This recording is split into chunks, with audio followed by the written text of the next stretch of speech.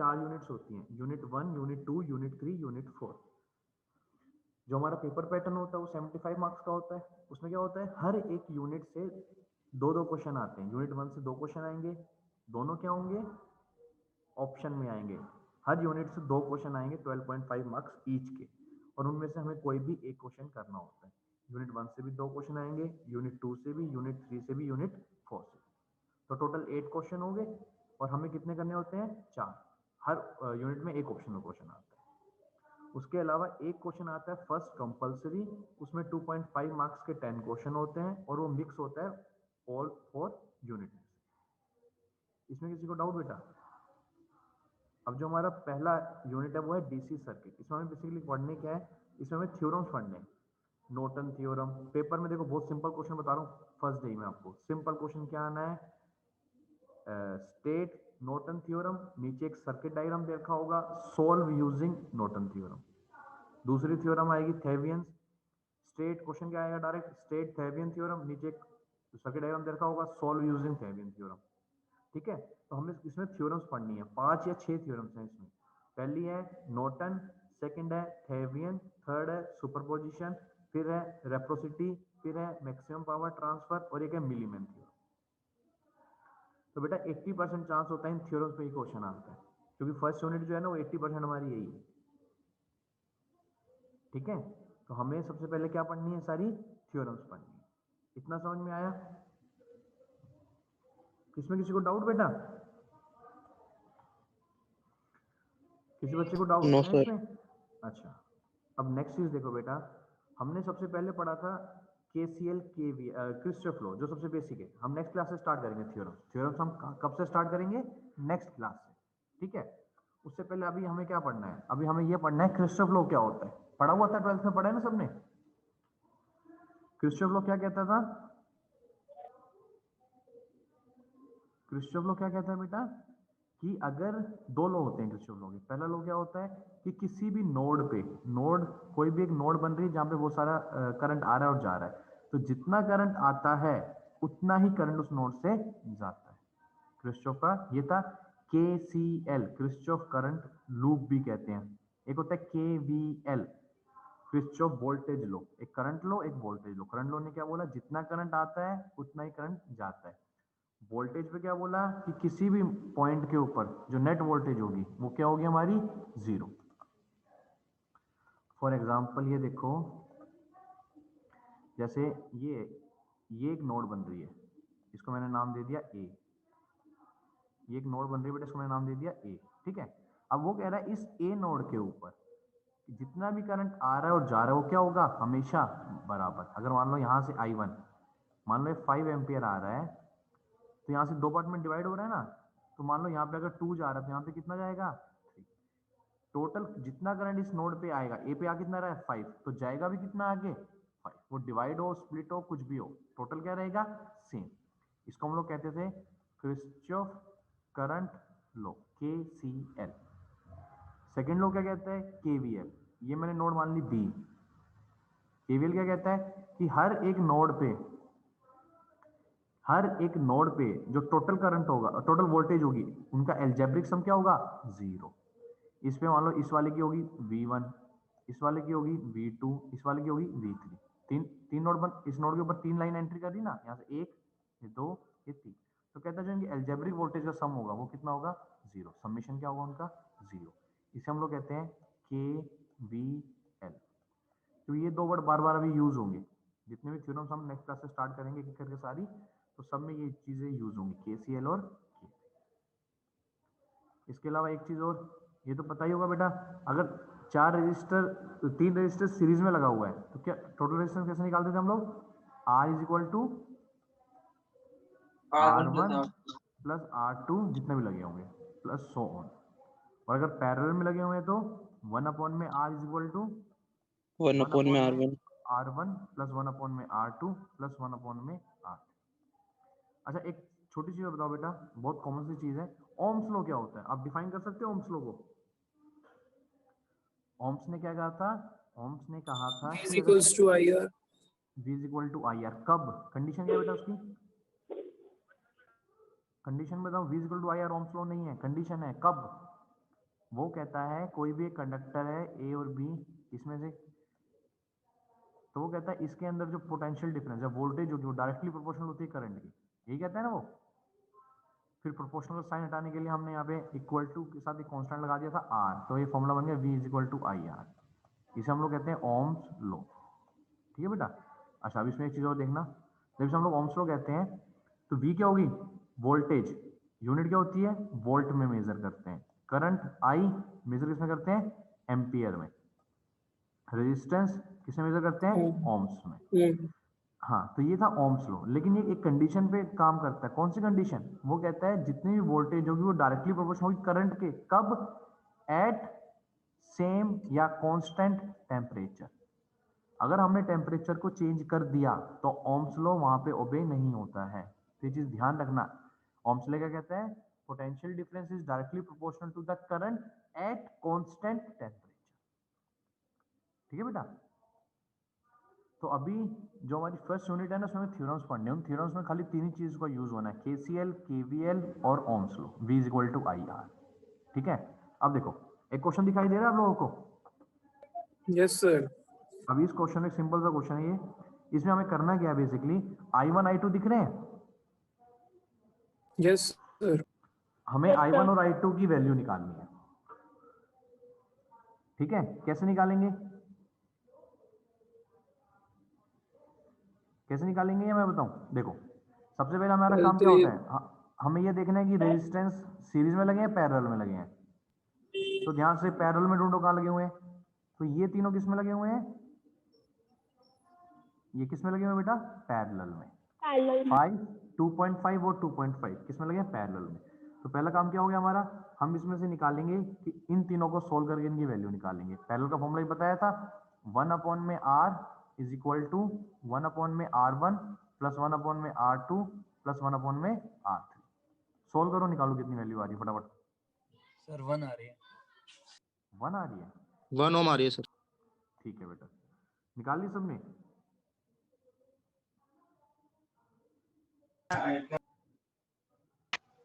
Yes sir. 1 आ गई सबकी, किसको डाउट इसमें, 1 ही आ रही है। 1 आ गई। अब देखो, अब देखो, अब इसको अगर ध्यान से सर्किट डायग्राम दोबारा बनाए हम, तो ये रेजिस्टेंस था, ये रेजिस्टेंस था, यहाँ पे ये हमारी सप्लाई थी। ठीक है बेटा, यहाँ पे ये एक रेजिस्टेंस था और यहाँ पे एक रेजिस्टेंस था। ठीक है, अब हमने इन तीनों को सोल्व करके एक निकाल लिया, उसकी वैल्यू क्या आई हमारी, 1। तो यहाँ पे जो रेजिस्टेंस आया, अब इसकी वैल्यू क्या आ गई, 1। ये एज इट इज 2, ये एज इट इज 3, ये एज इट इज 3, ये एज इट इज 4। इसमें कोई डाउट बेटा, हमने इनको सोल्व किया, इसकी वैल्यू निकाल ली 1। हमने अब इन तीनों रेजिस्टेंस को हटा के एक रेजिस्टेंस लगा दिया, इसकी वैल्यू क्या है, 1। आए सभी को, यस सर। Yes sir. अब ये 1 आ गया। अब नेक्स्ट देखो, ये 2 3 1, अब ये किसमें कनेक्टेड है, सीरीज। कितना हो गया अब ये, 6। इसमें कोई डाउट। तो अब जो हमारा सर्किट डायग्राम है वो कैसा बन जाएगा, अब वो कुछ इस टाइप से बन गया।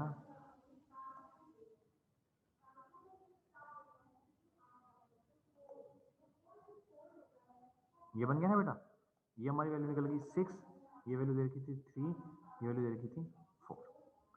इतना आया। अब ध्यान से देखो, अब ये दोनों किसमें है, पैरेलल में। सोल्व करो। 2 ओम।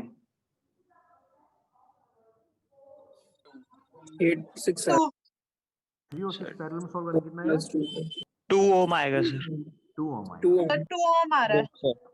इतना आया। तो अब ये सर्किट डायग्राम कैसे हो जाएगा, अब ये हो गया एक ये रेजिस्टेंस, एक ये रेजिस्टेंस और एक सप्लाई यहाँ पे। तो ये था 4 और ये हो गया अब 6। ठीक है, तो टोटल कितना हो गया 6। 6। तो अब हाँ, तो रेजिस्टेंस निकल गया हमारा कितना, 6। 6। वोल्टेज कितनी रखी थी, 6। करंट कितना निकला, ये फॉर्मूला लगा दो, E एक। Is equal to I R, यहाँ से आई की वैल्यू निकल जाएगी। आया बेटा, सिंपल था। हाँ सर। Yes, sir. आई निकल गया 1. Yes, sir. 1 एम्पीयर। अब आपको I2 निकालना है, कैसे निकालेंगे? I2 कैसे निकालोगे अब?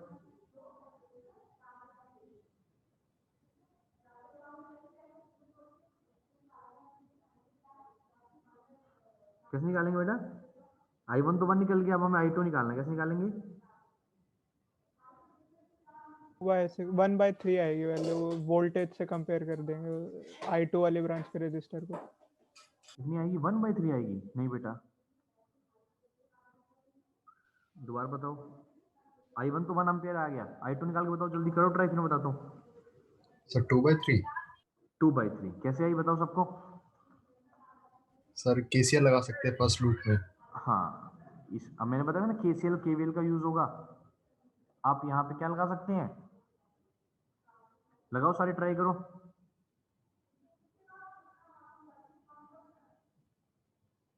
क्या नाम था बेटा आपने अभी आंसर बताया था 2/3? सर ऋषि। ऋषि, मैं ना आपको कर रहा हूँ अलाउ, आप सबको यहीं पे स्क्रीन पे, पर आपको अपनी स्क्रीन शेयर करनी पड़ेगी। आपने निकाल लिया आंसर इसका? है ऋषि? जी सर।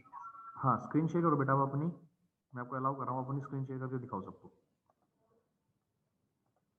करो, फोटो खींच कर उसका फिर स्क्रीन शेयर कर दो।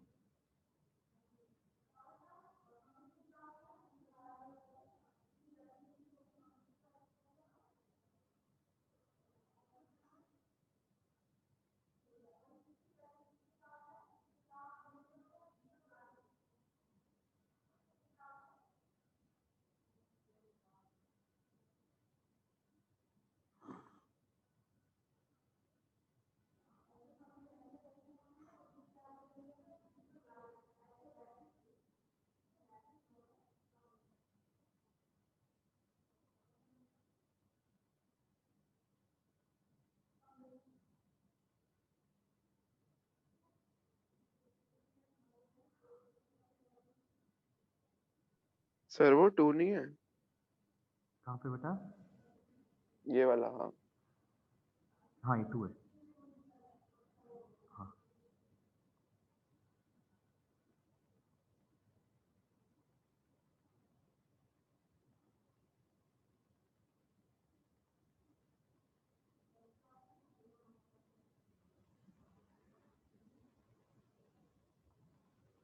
करो ऋषि बेटा, आगे कैसे सॉल्व किया? लगा के बताओ ना, लूप कैसे लगाया आपने इसमें?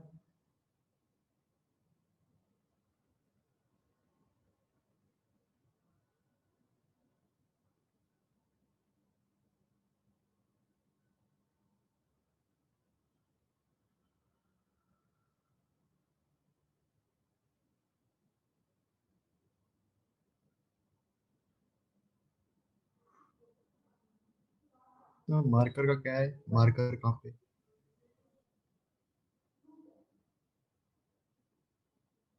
कर रहे हो ऋषि बेटा?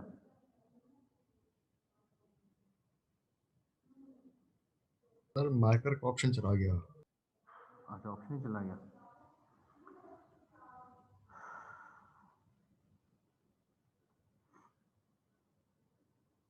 लगाओ, बाकी सारे लगाओ इसमें, लूप लगाओ। कैसे लगाने का?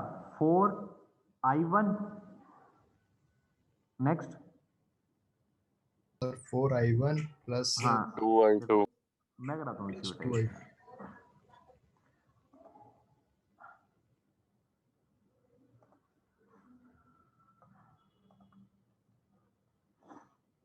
देखो बेटा, ये क्वेश्चन था ना, और उसको डायग्राम ने चेंज कर लिया था। जो लास्ट हमारा डायग्राम बना था, हमें उस पर लगाना है। ठीक है, मैं इसमें बताता हूँ। जैसे मान लो इस पर लगा रहे हैं, कैसे लगेगा? यहाँ से हम लोग स्टार्ट कर रहे हैं, तो डायरेक्शन है, करंट की डायरेक्शन भी सेम है। क्या हो जाएगा? 4I1। अब मैं इसके लिए बता रहा हूँ, ठीक है, उसके लिए खुद निकालोगे।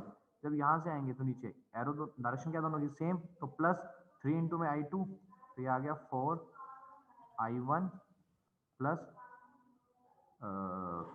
3I2। I2 अब यहाँ माइनस से देखो 6 -6 इक्वल टू 0 ये मैंने इसके लिए लगाया बेटा। हाँ अब I1 की वैल्यू हमारी यहाँ पे निकल गई थी 1, तो I1 की वैल्यू 1 डाल देंगे। तो अगर मैं इस केस के लिए निकालूँ तो कितनी वैल्यू आएगी 4 + 3 I2 -6 equal to sir I2 भी 1 आ रहा है। सेम हो जाएगा। सर I1 की वैल्यू मतलब I के बराबर ही हुई ना। नहीं नहीं बराबर कैसे आएगी बेटा, निकालो ना। अब ये कितना आ गया 4 - 6 कितना आया -2। -2 2 उस तरफ 2 हाँ है तो ये आ 3 गया 3 2/3 I2 -2 = 0। I2 वैल्यू कितनी आ जाएगी यहाँ से 2 बाय सर जो क्या हमने बेटा? सर्किट को रिड्यूस करा है उसके अंदर नहीं I2 की वैल्यू फाइंड करेंगे, नहीं नहीं वो देखो हमने सर्किट को रिड्यूस उससे इसलिए I1 किया निकलेगा। I1 निकल गया हमने। ओके ठीक है सर। फिर हमने उसमें वैल्यू डाल के वहाँ से I2 निकाल लिया। ठीक है सर तो ये I1 की ऐसा वैल्यू तो पहले निकाल ली ना हमने, हाँ वो I1 रेजिस्टेंस की का वैल्यू फॉर्मूला। हाँ वो I1 की वैल्यू हमने कितनी निकाली थी 1 वही I2 I की की जो वैल्यू थी। हाँ I की जो वैल्यू थी और I2 हमने यहाँ से निकाल ली, आ गई हमारी 2/3। इसमें डाउट आ है गया किसी सर को? समझ।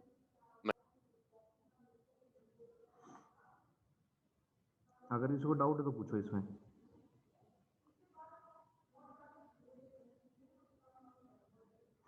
अरे छोटी सी चीज बताओ, हम लोगों ने पहले ही पढ़ रखा होगा कि रेजिस्टेंस जब ये पैरेलल में लगे हुए थे ना बेटा यहाँ पे, तो जब रेजिस्टेंस पैरेलल में होते हैं तो क्या चीज सेम रहती है हमारी, वोल्टेज या करंट? वोल्टेज। वोल्टेज वोल्टेज ध्यान रखना जब भी पैरेलल होगा तो वोल्टेज सेम रहती है और जो करंट होता है वो डिवाइड होता है। करंट क्या होता है, डिवाइड होता है। सीरीज में इसका रिवर्स होता है, ऑपोजिट। अपोजिट। उसमें क्या होता है हमारा करंट सेम रहता है और वोल्टेज वोल्टेज होती है वो हमारी डिवाइड होती है। अच्छा और जी क्या होता है बेटा, जी स्टैंड फॉर गैप। कैल्विनोमीटर नहीं नहीं कैलकुलेट करनी, यूनिट यूनिट यूनिट, जैसे एम्पियर करंट है ना। अच्छा आर क्या होता है, रेजिस्टेंस रेजिस्टेंस रेजिस्टेंस। और 1 में आर क्या होता है बेटा, कंडक्टेंस कंडक्टेंस। कंडक्टेंस। तो जी स्टैंड्स फॉर इंड्यूसिविटी रेसिप्रोकल, हाँ रेसिप्रोकल ऑफ रेजिस्टेंस। इसमें कोई डाउट? नहीं सर। No sir. अच्छा अब हमें बेटा एक थ्योरम्स पढ़नी है 5 जो मैंने बताई ना अभी, maximum power transfer, theorem, superposition, ये सारी थ्योरम्स हमें पढ़नी है। हम एक एक करके सारी थ्योरम्स पढ़ेंगे, ठीक है। तो पहली थ्योरम से स्टार्ट करते हैं हम लोग आज। पहली थ्योरम है सुपरपोजिशन थ्योरम, ठीक है। अब देखो सुपरपोजिशन थ्योरम कहती क्या है। सुपरपोजिशन थ्योरम कहती है, एक सेकंड इसको हटा दो।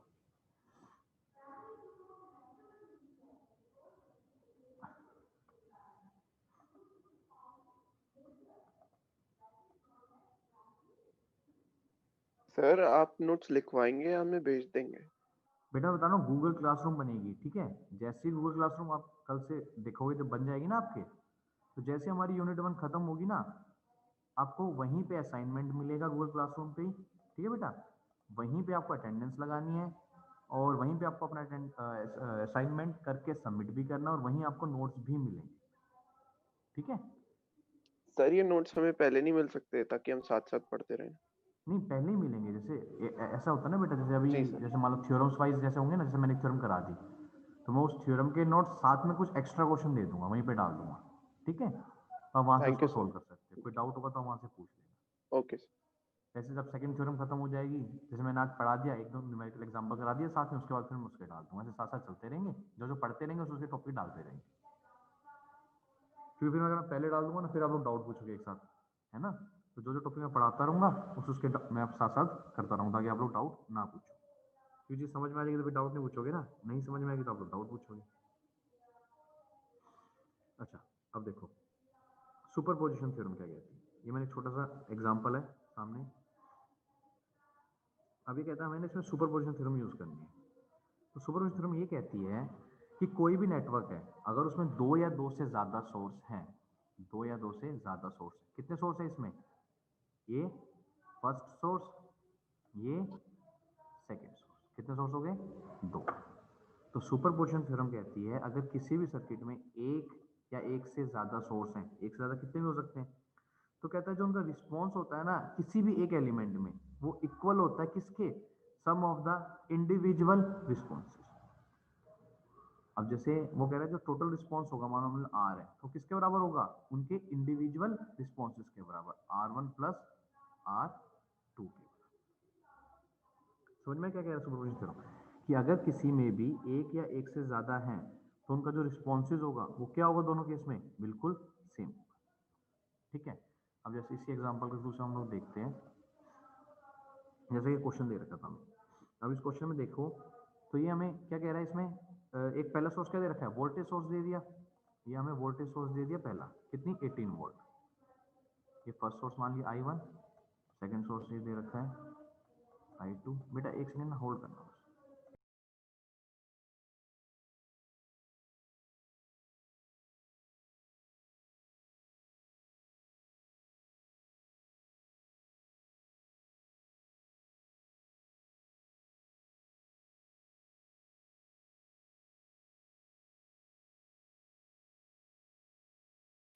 हाँ बेटा देखो, जैसे पहला सोर्स ये कौन सा सोर्स था? वोल्टेज सोर्स था I1 18 वोल्ट। दूसरा जो सोर्स दे रखा है वो क्या दे रखा है? करंट सोर्स I2, कितना दे दिया? 3 एम्पीयर। ये रेजिस्टेंस हम मान लेते हैं R1 दे दिया 2 ओम और R2 दे दिया 4 ओम। तो हमें इसमें निकालना क्या है? हमें इसमें I1 की वैल्यू निकालनी है। ठीक है, अब पेपर में कैसा क्वेश्चन आएगा मैं पहले बता रहा हूँ, मैंने बताया पास थ्योरम से उन्हीं पे क्वेश्चन आना है। क्वेश्चन क्या आएगा? सेम होगा, सिर्फ थ्योरम का नाम चेंज होगा। Question state superposition theorem, A part, B part circuit diagram दे रखा है नीचे, solve this using superposition theorem. ठीक है बेटा। अभी एक बच्चे ने एंट्री ली, क्या नाम इसका? धूपम कालरा।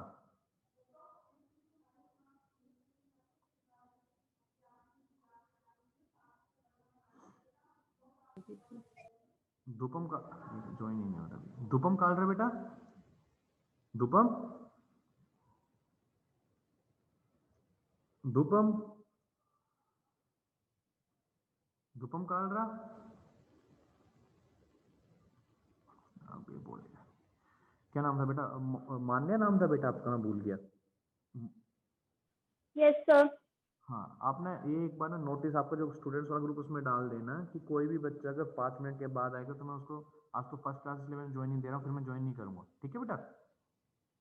सर वो नेटवर्क इशू हो जाता है जिसकी वजह से बच्चे डिस्कनेक्ट हो जाते हैं काफी बार, that's why they reconnect the meeting.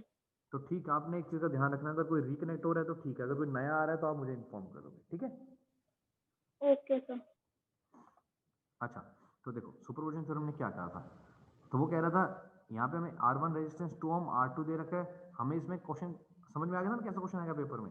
अब इसी में मान लो अगर हम लोग यहाँ पे थेवियन थ्योरम पढ़ रहे हैं तो क्वेश्चन क्या आ जाएगा? State Thevenin theorem, solve using Thevenin theorem.